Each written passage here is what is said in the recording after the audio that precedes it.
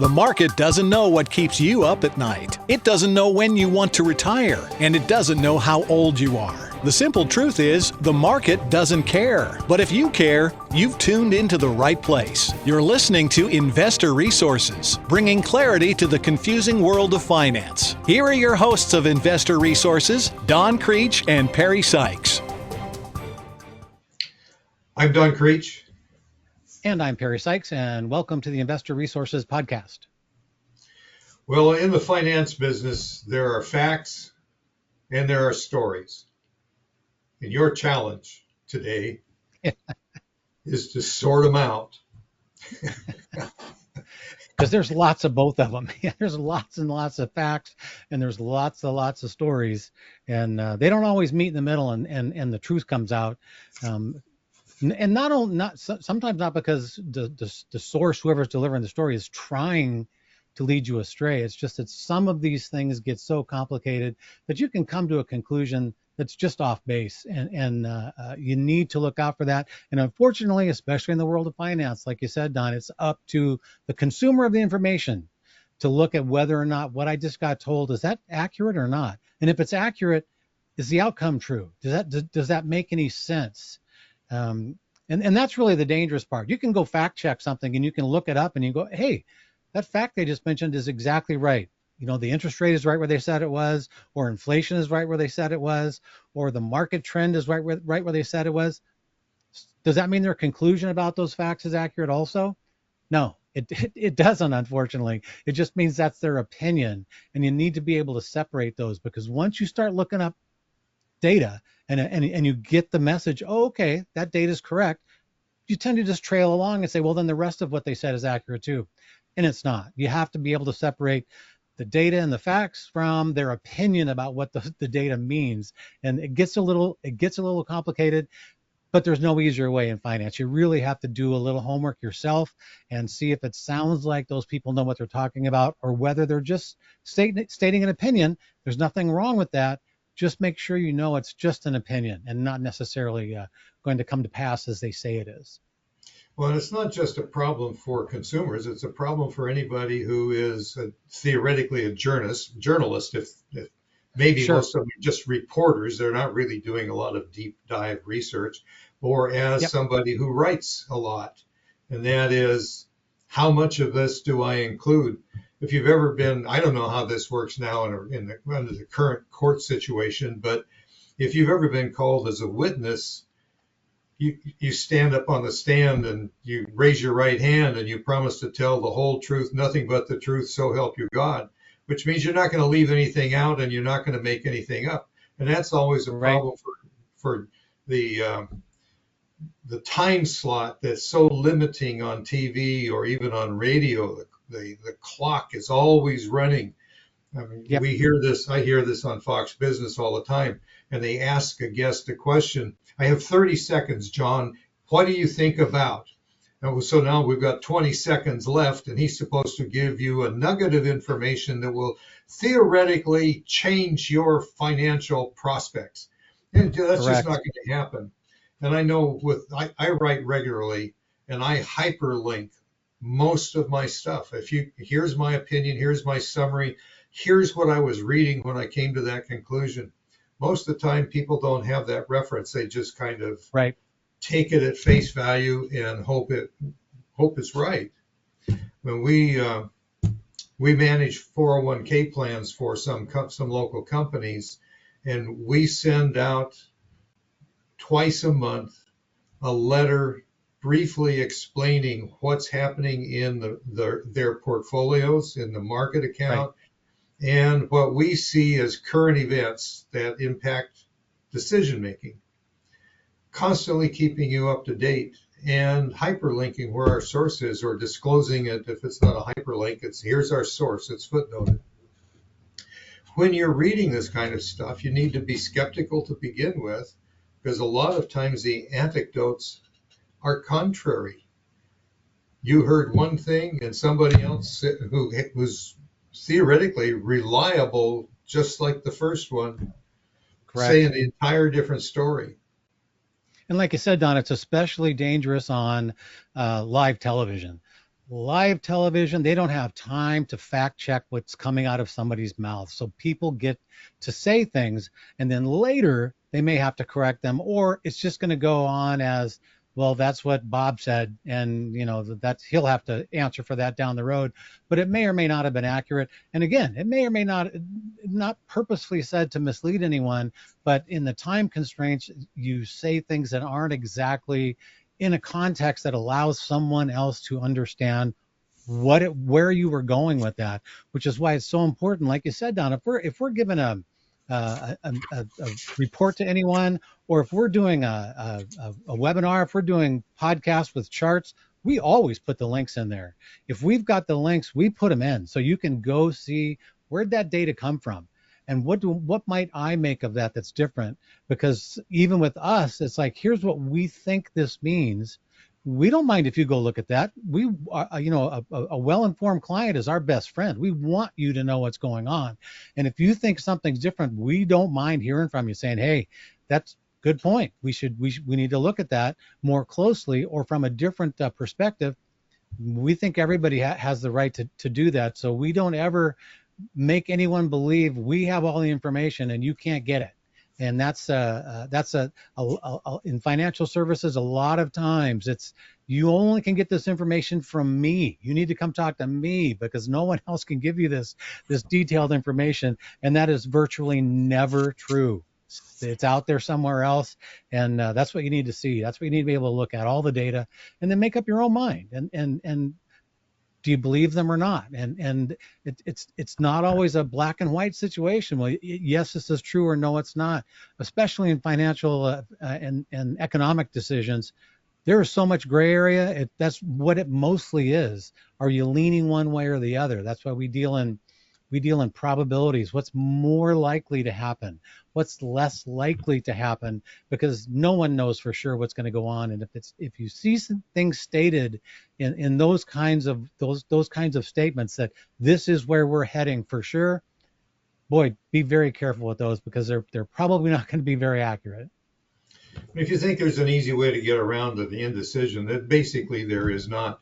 If there was an easy way, there probably would be one stock market do-it-yourself program. But there are many programs. You have to find one that you understand. For myself, I subscribe to 4 different stock market data programs because they don't always agree and they have different approaches. They think certain indicators are significant and then the different program not so much. And their focus is a different way to view the market. You have to decide which one's comfortable for you if you're going to do this yourself. If you're not going to do it yourself, you need somebody who really is looking out for you. And that requires a fiduciary, which we are in every client engagement. If we have a conflict of interest that's unresolvable, we disclose that so that you are aware of it and discuss whether or not you want us to proceed. But that rarely ever comes because of the way we've structured our practice. But back to the issue of the market and data and how you're getting your information. This is not a job or a hobby for slackers. If you want to be invested in the market and not have anything to do with it, that requires research on how you want your account managed, what kind of advisor, what kind of advisory firm, and they are different, which has become a really clouded issue in the industry today, trying to define who's a fiduciary in every engagement or who's a fiduciary once in a while. And that's the most common engagement is they'll be fiduciaries once in a while. And when you're not looking, they're going to be brokers. We both independently, before we joined forces, made that decision that we were no longer going to be in the brokerage business. We were structure our businesses as fiduciaries all the time. But if you're doing this yourself, you need some written guidelines on what you're going to do. How are you going to research your information? What are you going to rely upon? you'll reach a point where you'll find some people are more credible than others, and you'll quit watching the ones who you've determined were less credible. They just simply were a waste of your time, which is a Sure. lot of what goes on in the social internet, the social media. There's a lot of hype that's really designed to get you to respond to some sort Uh, of manipulation so that's much, occurred. Yeah. Um, so much, and just always gird yourself before you go in there, and don't go in, even if it's nothing but financial professionals that you're listening to. Don't go in if you've got what you think is a pretty sound, world view of investing and economic markets, and all of a sudden you hear somebody saying half the stuff you look at is probably completely wrong. Don't go change everything you do. You need to go see where that person's coming from and why are you saying that and what are you selling. And that may lead you to, oh, that's where I see that's why they're biased in the direction they're biased in. And that doesn't really affect what I'm doing. And there's so much of that that goes on all day long. Every day, you're going to hear reasons why what you're doing is wrong. You're on the wrong side of the market. You're making bad decisions and you're using metrics you shouldn't even be looking at, because we look at all these other metrics over here, and they may be able to make things work looking at those, but that doesn't mean what you're doing is incorrect. But you need to have those rules down so that you know what you're following, why you're following it, and what the probable outcomes are in that data stream, so that when you see those opposing opinions, you can hear them. You always want to hear opposing opinions, but that doesn't mean you just soak them in and say, well, yep, now I should start doing what the other person said. That's not necessarily true. Always listen, but then be very discerning as to what you actually let into your portfolio process.